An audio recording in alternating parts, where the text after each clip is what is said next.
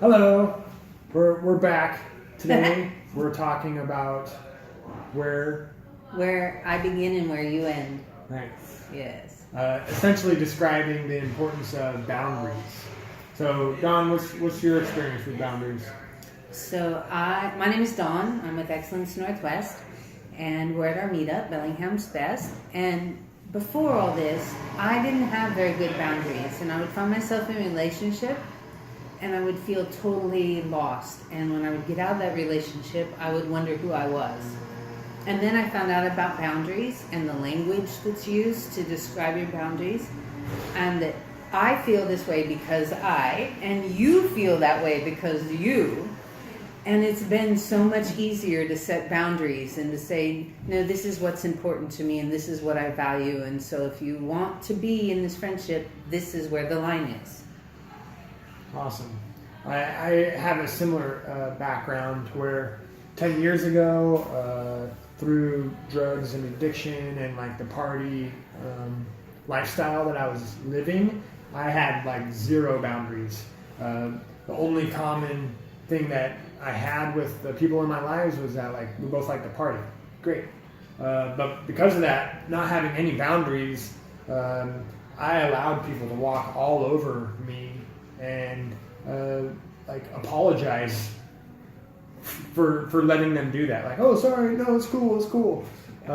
And so once I started coming out of my like drug haze that I was in and learning the importance of having boundaries, because it shows that I value myself enough to establish this line that I wish for you not to cross. And in doing so, I'm giving that other person the understanding of where my lines are so that they can then be aware of them and choose not to cross them if they want to maintain a healthy relationship with me. Whereas before, like, it was shrouded in mystery, like, oh, I really didn't want them to do that, but I never said that, so how would they know? The other thing I learned today is that it's our job to hold our boundaries. So it's one thing to set a boundary, but then it's my job when you test that boundary to say, no, I'm sorry, that doesn't work for me. I really want this to look like this. And that way it keeps it clear and it keeps me in control of what I want. The first time I had to set a boundary, it took a lot of courage, and typically because of our pre-established relationships where they're used to like walking all over those boundaries that aren't verbalized. To establish your first boundary, you're like, Hold that line. this is the boundary. And they are usually like confused, like, why are you doing this? You've never done this before. Are you mad at me?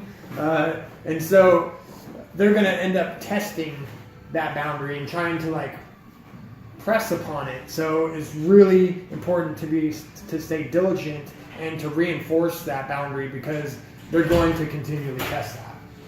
And it gets easier.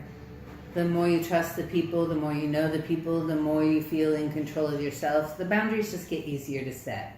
So don't give up. Yeah, and I've noticed that I don't need my boundaries way out here. I can like allow them to be much more closer to me before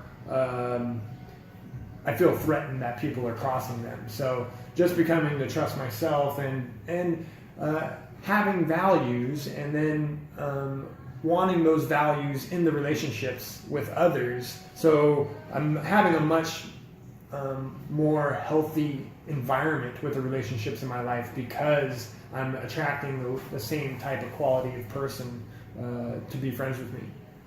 Exactly. So set great boundaries and take care of yourself. Yeah. Thank you. Thanks for tuning in. Bye.